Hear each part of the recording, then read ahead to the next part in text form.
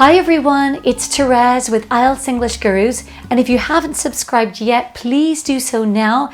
Click on the notifications bell so that you don't miss out on important videos for 2021. Today we're speaking about IELTS reading, how to handle specific types of questions. So just a quick reminder about the differences between IELTS General and IELTS Academic. That is, IELTS Academic, you have 3 long passages, and in IELTS General, you have 3 to 5 passages. And also the source of reading is different because in IELTS General, they're often taken from work manuals or advertisements, and the range of language is easier than in IELTS Academic, where the sources are taken from scientific journals, more academic sources. But they both have the same types of questions. You're still dealing with multiple choice, identifying information, writer's views, claims, matching information, matching headings, features, sentence endings, sentence completion, summary table or flowchart completion, diagram completion, and short answers. But today in this video, we're just going to cover multiple choice and identifying information, and if you find it useful, we can cover more questions in the future. Let's go over now the technique to handle any type of IELTS question. And what I highly recommend to all my students is to read the question and answer options first so that you know what you're looking for in the passage. As you read the question and answer options, identify any keywords or their synonyms, and then go back to the passage and you're going to scan for those key words so you can find the exact point or part of the passage with the answer. So you're going to overline or you're going to highlight that extract in the passage with the answer, and you're going to apply close reading so you can find the correct answer. Let's take a look at multiple choice examples. Normally you have the question and 3 or 4 answer options, or you might have more options. You might have 6 or 7 options.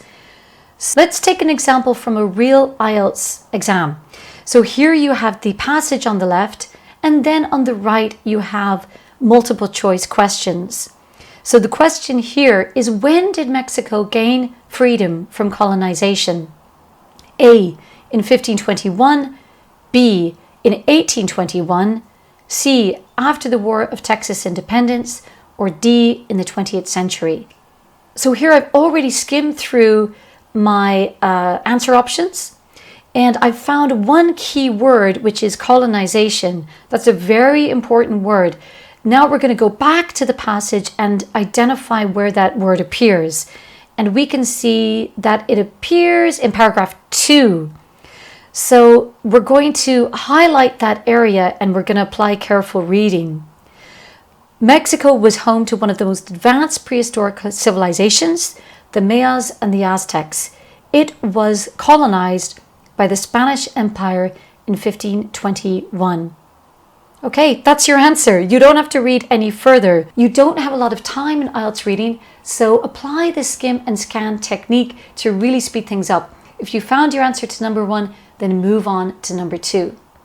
So identifying information and identifying writers' views, this type of question tests your ability to read and to scan for key information carefully. It also tests your ability to identify paraphrase and the use of synonyms. You need to answer questions based on information in the passage, but not, of course, based on your own knowledge.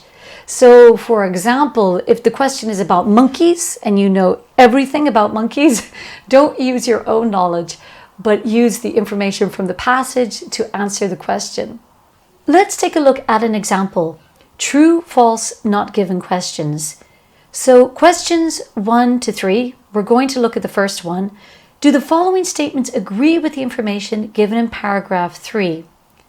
In boxes 1 to 3 on your answer sheet, write true, false, or not given. Now, true means that the information is correct based on information in the passage, whereas false means that the information completely contradicts information in the passage and not given means that there is no information about that in the passage.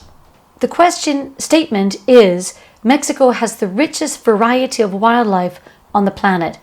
Our key word is wildlife. Do we find a synonym for wildlife, meaning animals, birds, etc.? We see that there's a reference to biodiversity in paragraph 3. This paragraph is about birds and different animals in Mexico. So let's apply careful reading to paragraph 3. Mexico is a rich biodiversity. Due to its midway location between the Arctic and the equator, it is an ideal home for animals that dislike extreme heat and cold, etc. So when we scan through that paragraph, we can see that the paragraph says that Mexico has 2,500 species.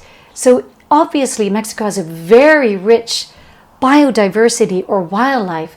However, does it say anywhere in the paragraph that it has the richest wildlife?